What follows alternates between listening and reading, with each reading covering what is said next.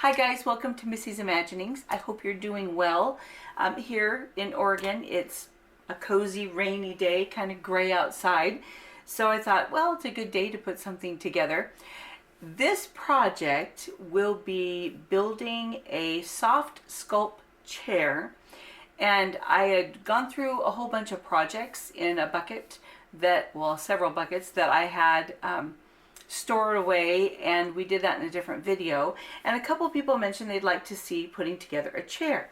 So I have a couple different things here because once I decided, okay, I'll go ahead and build a chair, I did already have a chair cut out and ready to go. So that's what we'll put together. It's called Lula's chair. It's a soft sculpted doll chair pattern. And this one I already had. I've made several and sold them in the past, so I thought we could put this together. But then I went online to see what actually is available.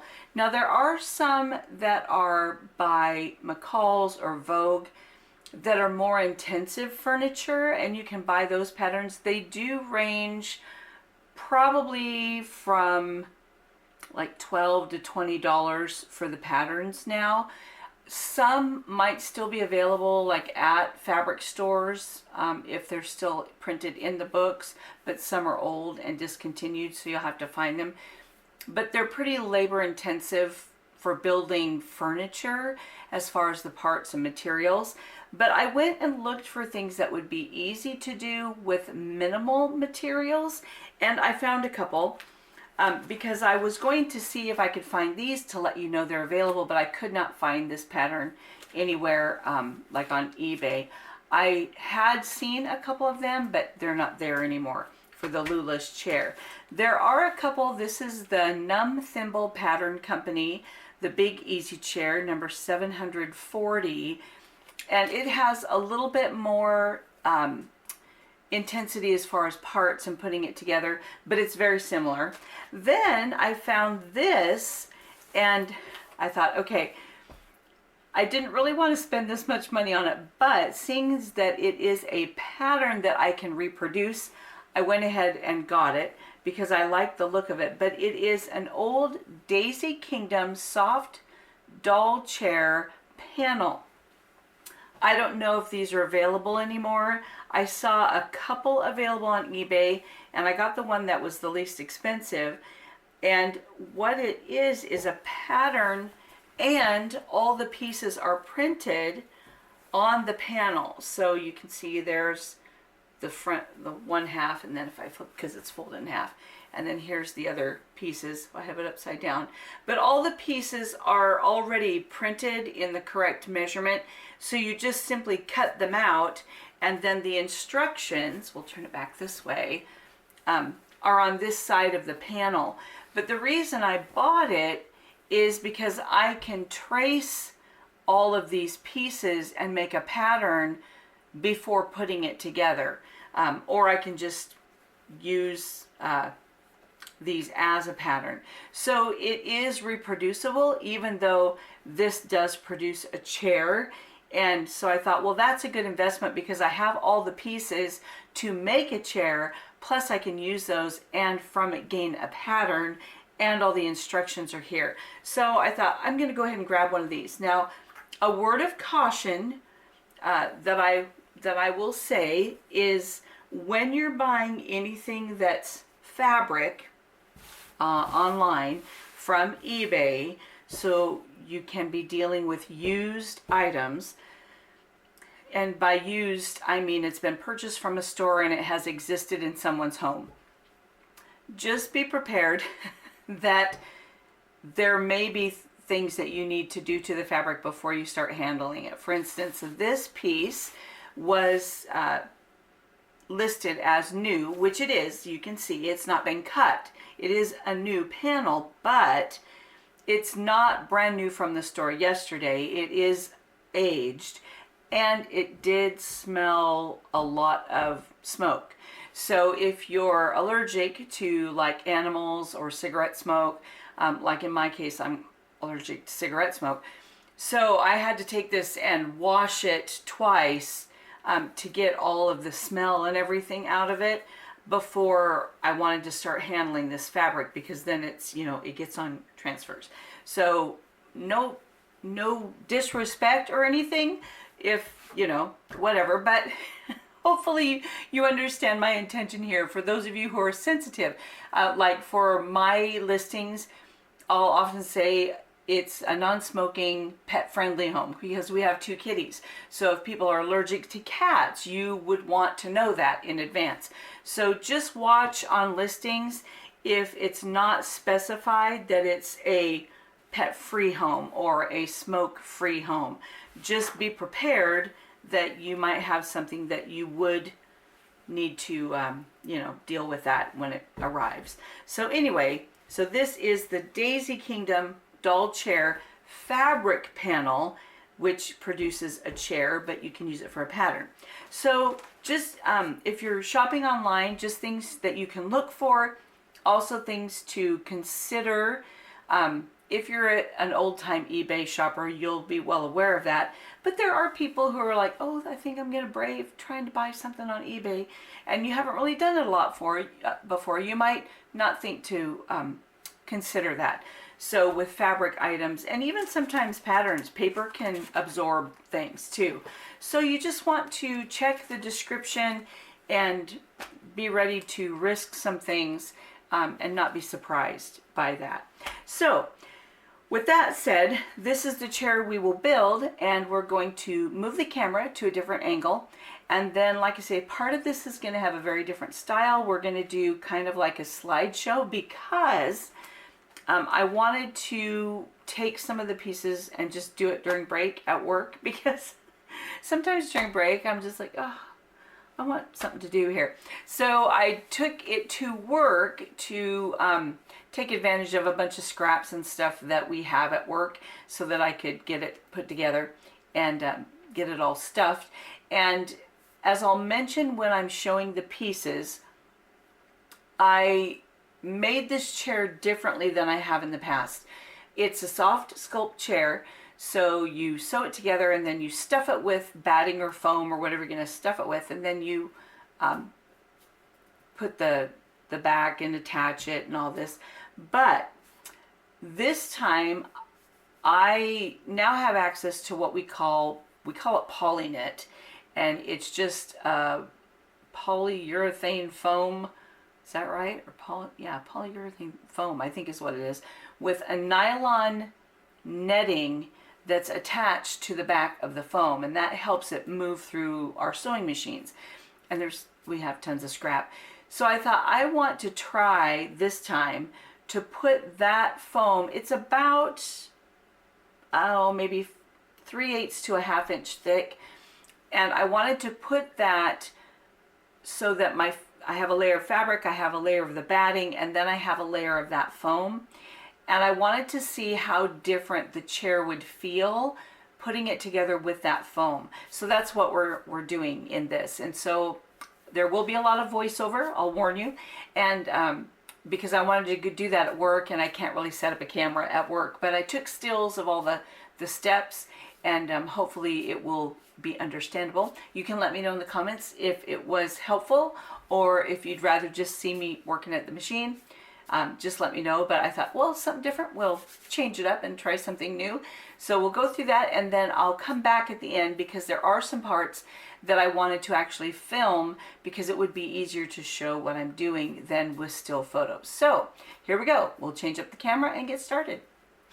So in a couple of videos ago, I asked what would be a fun project to do next, and somebody mentioned that they would like to see us put together this little chair. This is called Luna's chair.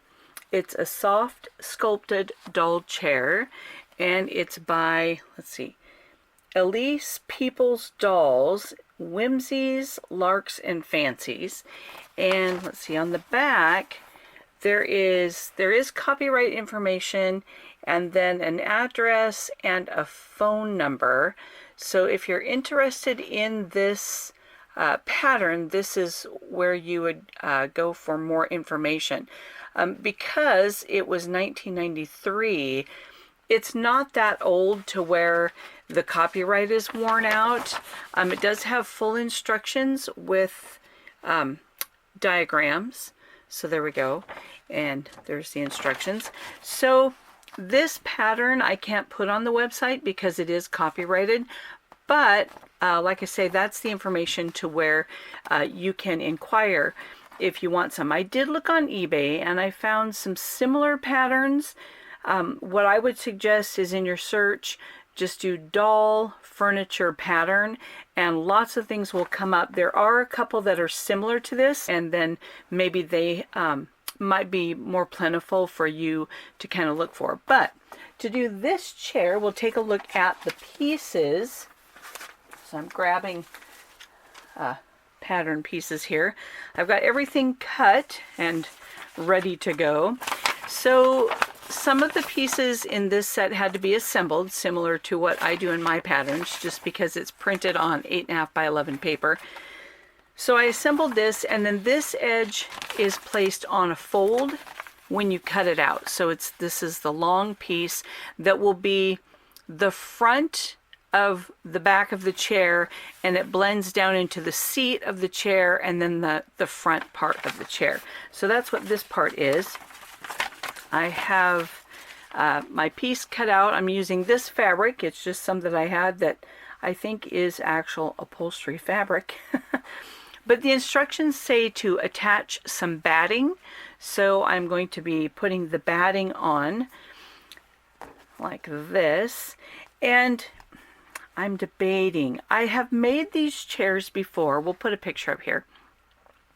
When I did these chairs, they're just a soft sculpted chair, and so you stuff them, and this is what they end up looking like. But I'm wondering if it would be advantageous underneath the batting to add a layer of foam sheeting just to give it a little bit more structure. And so I may do that, but first we'll look at the pieces. So I may end up cutting out some foam that will also be attached to this. So it would be the fabric and then the batting and then a layer of foam. And then the foam has some netting on the back that makes it go through the machine better.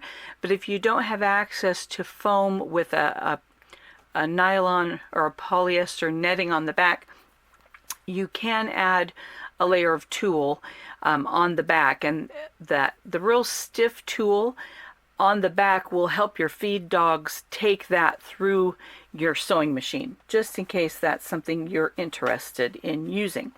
So here is the inside of the back, which is the part that you would see when you're looking at the front of the chair, and it goes down into the seat and then the front part of the chair. So that's this long piece.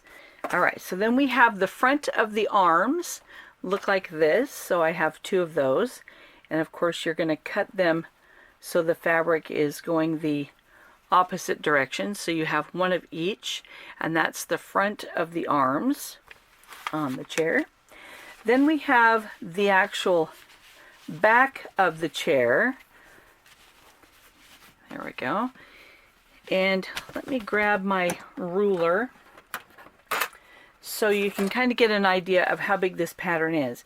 So this is a 12-inch long ruler, and inside the seam allowances, it's kind of hard, well, it's shiny, so maybe it'll pick it up.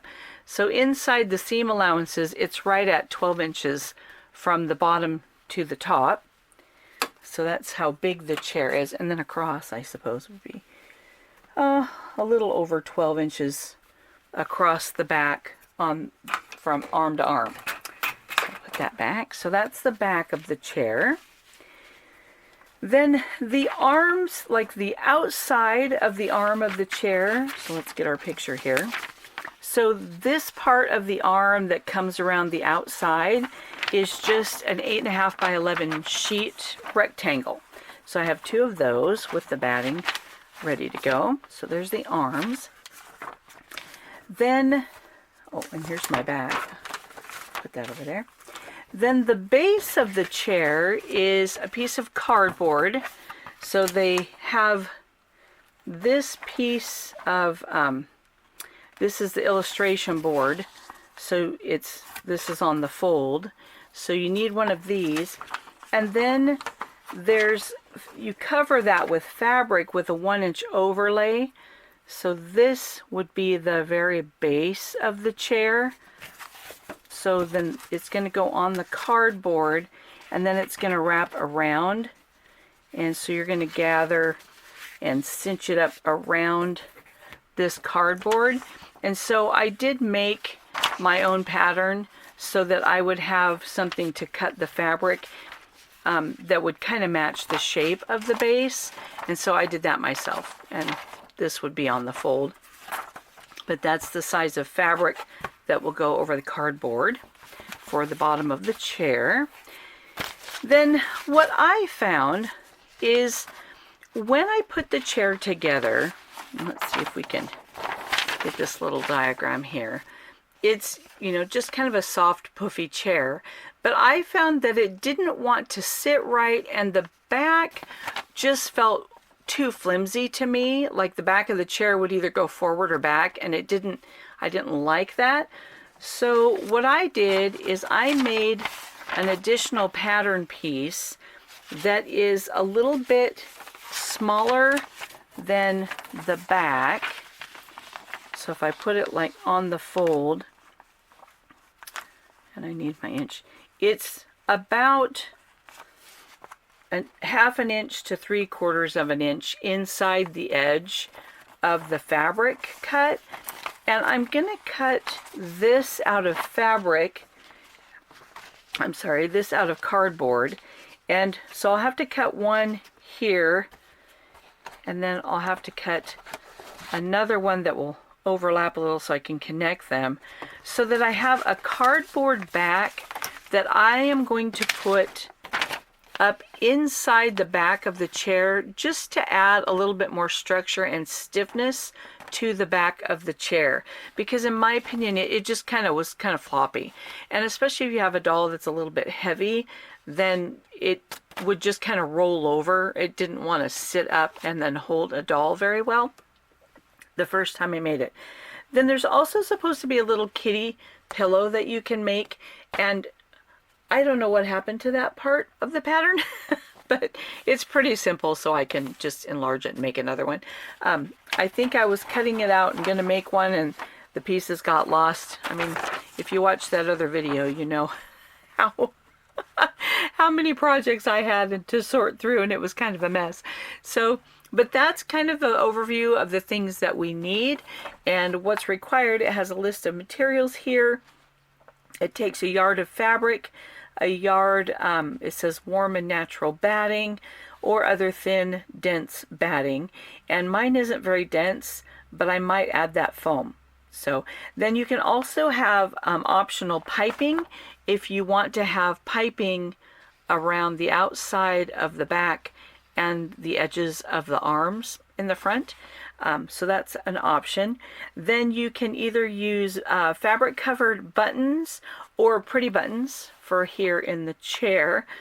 And then it has a ruffle on the bottom, so you can cut a strip and make your ruffle, or you can use lace if you want to decorate the bottom of the chair. And then 2 pieces of heavy illustration board, which is the cardboard, and mine's kind of thick. You can use 1 or 2. Maybe if I use 2, it might help it stand up better.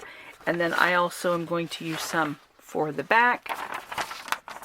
And then they recommend a 7-inch soft sculpt needle, and then heavy duty nylon thread, because we're going to be sewing. Once it's like a big puff ball, then you have to sew from here and go in and tack your arms and then cinch that together to make the arms, and then to cinch the back into place. And that it ends up being a little bit wonky, but anyway, that's what they recommend. I don't have any 7-inch needles, but I do have some that I can push in because it's soft that still do the trick. So that's an overview of the pieces for this particular pattern and the fabrics that I have cut. So yeah, the first order of business, other than sorting through all these pieces of paper and patterns, is to go ahead and I'm going to baste the fabric to the batting to help hold it in place. And I'm still debating if I want to go ahead and get the foam. I think I will get the foam just to add it, and then I will baste that as well.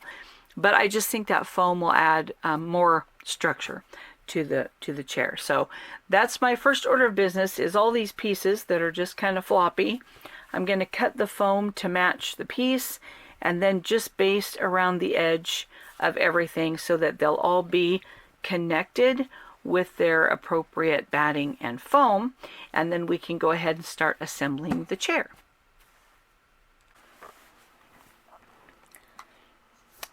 Okay, so our first photo here is all the pieces that have the fabric and then the batting and then the polynet all basted together. So from, let's see, left to right, we have the bottom, which does not have any of those extra things. Of course, we start out with the exception to the rule, and that's just the cardboard that's wrapped with one layer of fabric that will be the bottom of the chair. What I didn't show in this is I took the photo and then realized I actually needed another bottom piece cut to that same shape. It'll come into play later and I'll make note of that. But you actually need two bottom pieces that are separate from one another, and one of them is covered in the fabric. Then moving to the right, we have the center front of the chair that goes from the top of the chair down like what would be the front of the back, if that makes sense, and then the seat, and then down to the floor, down by your legs. That's that big mushroom shape. Then we have the two smaller front of the arms. Then we have the two 8.5 by 11 rectangles that will be the sides of the arms. And then we have the actual back of the chair, which I did cover and do polynet on that as well. So that's all of our pieces ready to go. The next slide here is the first step of actual sewing would be to attach the front arms to the center front of the chair, and I started at the very bottom edge of the chair, and I would sew up the part that is straight, and then you have to match the rectangle edge to that rounded curve of the front. So that's how I start. I never try to match from the curvy part first, because then I can always trim or adjust as I'm going around the curved part. So I start at the bottom so that the bottom of my chair is fairly even, and then I work up and around. So in the second photo you can see I haven't started sewing yet, but I clipped the bottom there just to show how that side piece is going to fit around the front of those arms. So that's the first part of sewing we need to do. Here we have the actual arms for both sides. So it looks kind of just floppy at this point, but here you can see that on each side that rectangle has been sewn from the bottom and up around the curved part of those arm fronts. The next order of business is to put those arms onto the front of the chair. So here again, I'm going to start at the bottom, and here I'm kind of holding it open in the first photo, so you can see that the clip is kind of holding the bottom in place, but then I'm going to sew up the side of the arm, like the inside of that arm, and it will actually show where the seam is there that you can see.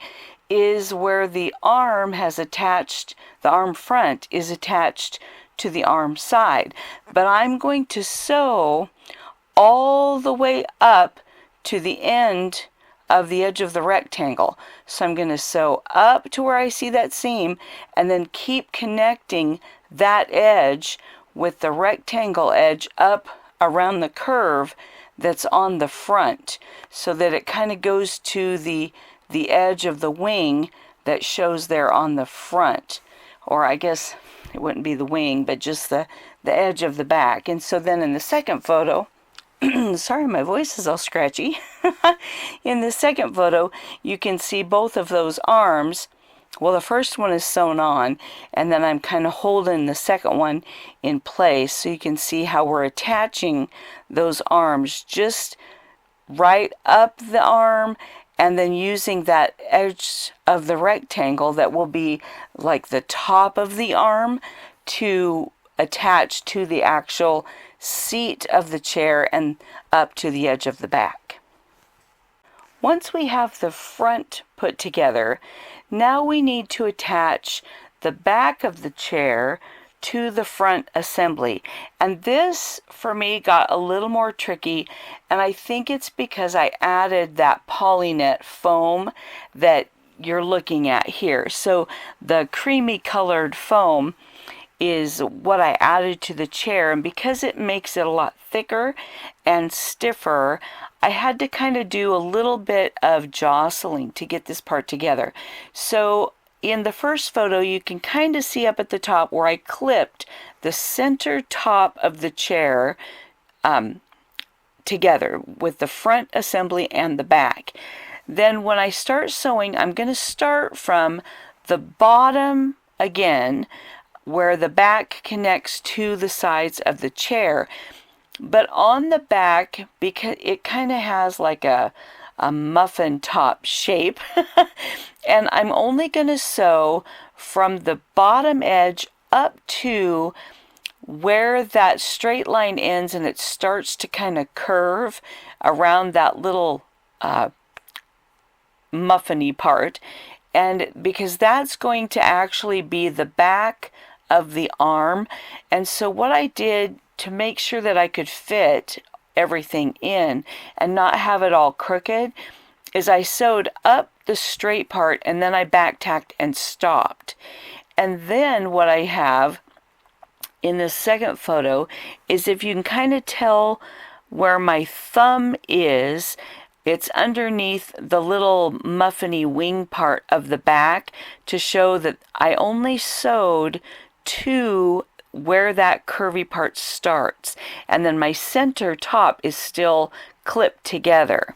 So that's the first part I did to sew on those sides, and I did that on each side. The next order of business is to sew from that center clip down the side of the back to, again, that little muffiny part, or the back of the arm that sticks out. So now I'm going to be left, as you can see in the second photo, that little rounded part has not been sewn yet, because I found that the rectangular piece of the side of the arm was a little bit bigger than what the back allowed for. And here again, I think it's because I added that polynet, so it adjusted my fit. So what I did to remedy that is going to be shown here next.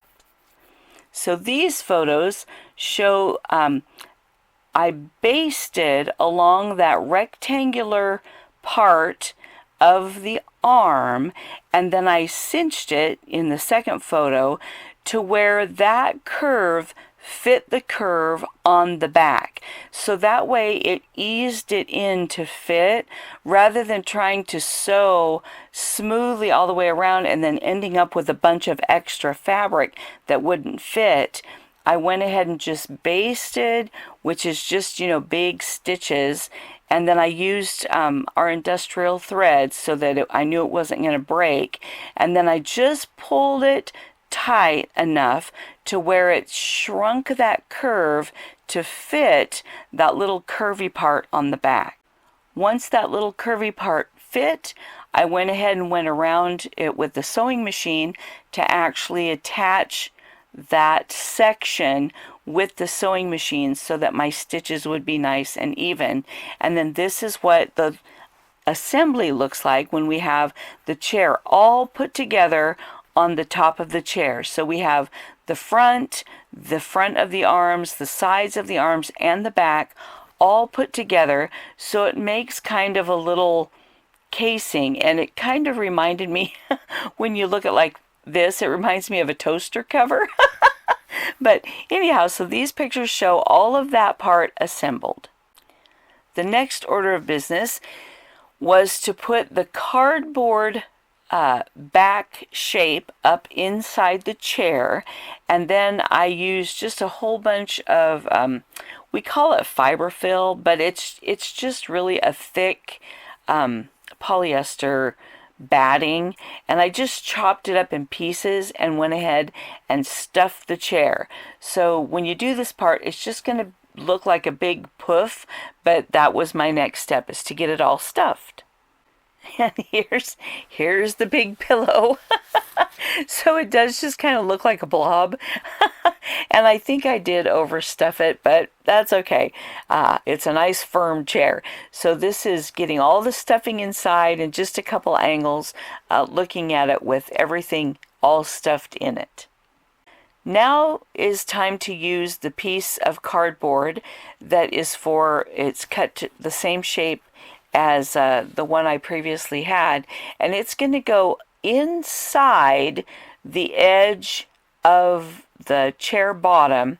So then I just basted all the way around the bottom and cinched the corners so that it would gather around the cardboard, so that this piece of cardboard is actually inside the chair, and then it's kind of to help hold all the stuffing up inside it. And then I just pull those edges tight enough to where it's going to give about 3/4 to an inch of overlap to go around that cardboard. And here is the chair when I have everything put all together, and the bottom was actually, the fabric covered part of the bottom was actually attached to the bottom of the chair so that it could fit flat when it's, on a surface. But I forgot to get a photo of what the bottom was attached on there, so you can't really see it. But now we'll go ahead and switch up the camera and take a look at it and kind of go over our next steps. Now that the chair is sewn together, stuffed, and the bottom has been sewn on, so here's our little bottom piece, so it's nice and stiff. Now it looks like a great big airplane pillow.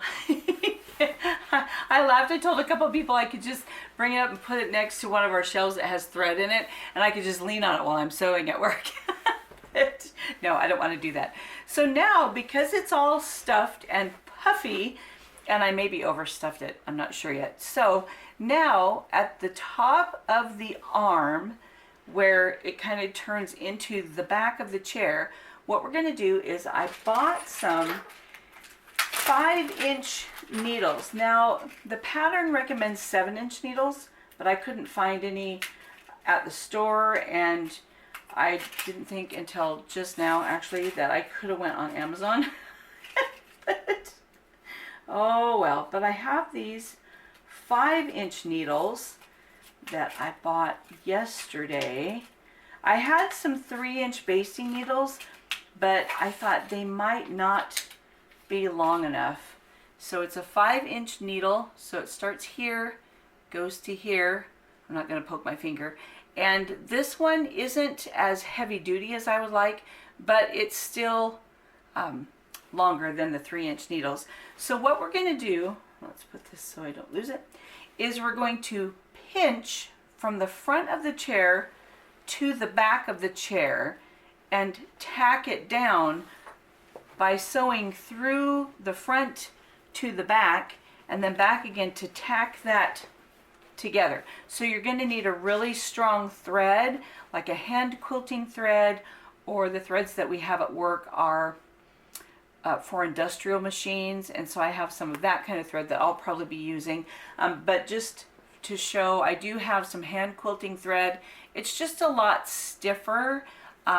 It feels a little bit more wiry than normal thread. So if you're a quilter, you'll know all about that. But it's just an option if you don't have access to industrial strength threads. But anyway, I went ahead and I have some of that. So I'm going to sew this down. Then once you tack that in place, and what I'm going to do is I'm going to be sewing here, but in the back, I'm going to be anchoring against, let's see if I can grab this out of my, some clear buttons, just so that my thread has something to anchor against, because it's a very tight pull. Manhandling a chair. So I'm going to have the button on the back just so that my thread won't pull out and rip the fabric. I'm hoping that the front will be safe, because the front is also then, once you get the back in, then you have to tack from here underneath to create the arm dentation. Right, arm indentation here. And in the pattern, it says only tack it once. So I'm just going to do that. So I'm building according to the pattern. So it'll have 2 tacks, one that goes front to back, and then one that goes from the seat underneath. And that will create the actual form of the chair, so that you'll create the seat more. I think I did overstuff it. It's really stiff, but once that's done, you can kind of tell by having that poly net foam, it just has more of a structured feel that I really like. I really do like having that inside.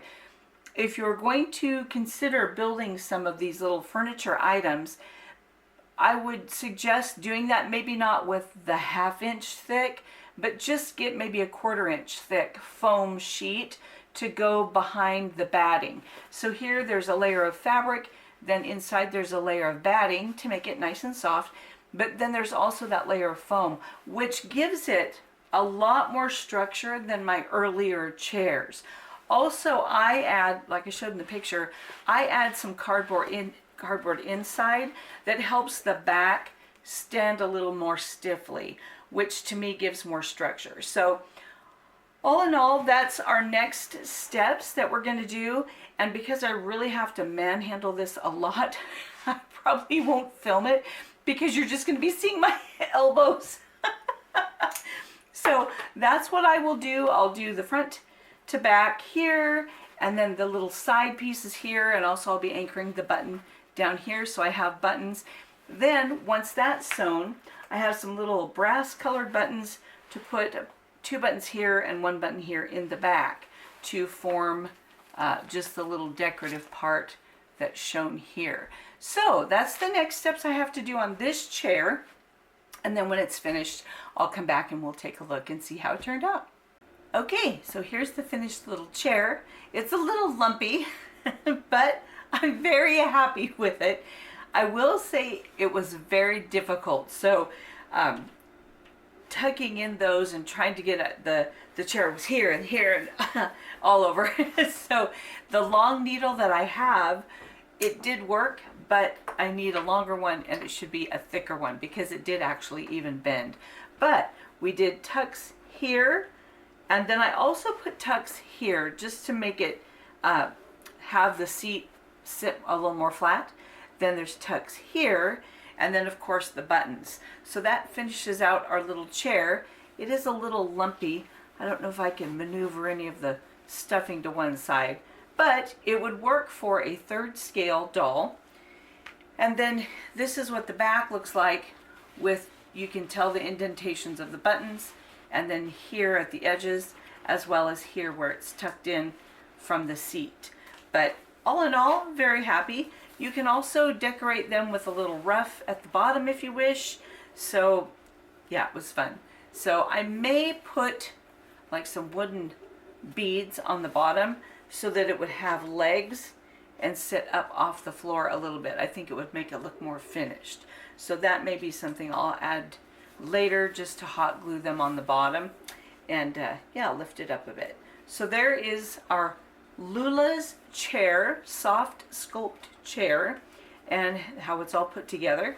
And then yeah, so again, there's a couple that you can look up online and see if you'd like to try them. So yeah, there you go. There's the adventure, and I hope you have fun sewing. Bye.